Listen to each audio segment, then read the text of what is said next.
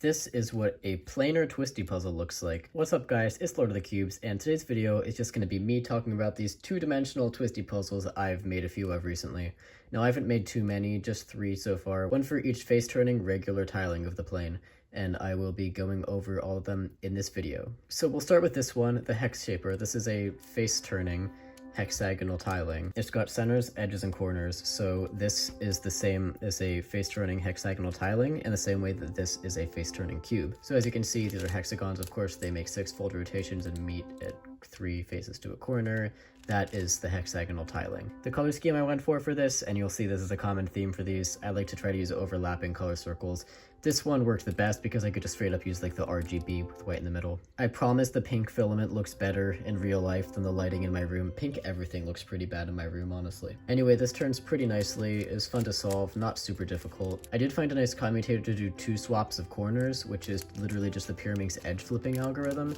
And as you can see, doing that will swap these 2 corners and these 2 corners. By the way, the files for this puzzle will be released on Thingiverse. Next up, we have the face-turning square tiling, which is this. This is called a Quatrium or Quatrium. I actually don't know. I want to say Quatrium, but also there's the word atrium, so I don't know. This one also turns pretty nicely, about the same as the Hex Shaper, in fact, maybe a little looser. And I had a lot of fun solving this. This puzzle actually does have orbits, not color orbits, but these petal pieces here, the little triangles there, those can actually be in 2 separate orbits. They can either be on the inside of the purple and yellow circles and the outside of the red and blue circles, or vice versa. So like this triangle right here, no matter what moves you do, you'll never get it to be pointing towards the blue or the red center. It can be on the outside of it, as it is right now. You get the idea. You've probably seen orbits on my channel before. And I believe this is just a property of any puzzle with an even full number of corners. I did not expect it to apply to even 2-dimensional puzzles, but that seems to be the case. And another thing I thought was really interesting is that when solving these petals, you can actually do a commutator that switches this one right here with these 2 down here. It's the 3 cycle.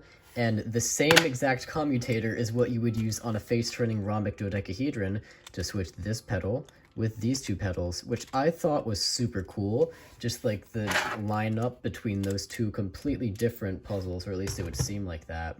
And the last puzzle for this video is the flower crystal. So this one's actually quite loose. I way overdid the clearances.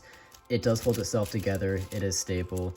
I don't feel like putting in any more effort to fix it, so I don't think I will. There's a chance I'll reprint this with a slightly tighter frame. As you can see, I did make this one slightly deeper cut. Believe it or not, this actually is just a bandaged version of a hexagonal tiling. This seems to be a property of all face-turning triangular tilings. In fact, like anything you do, you can just unbandage it with 6-fold turns and it will become a hexagonal tiling. But what that means in this specific case is that you can offset these 3 faces by 60 degrees, and you can unlock a 7th circle in the middle of them all that turns, which I think is really cool.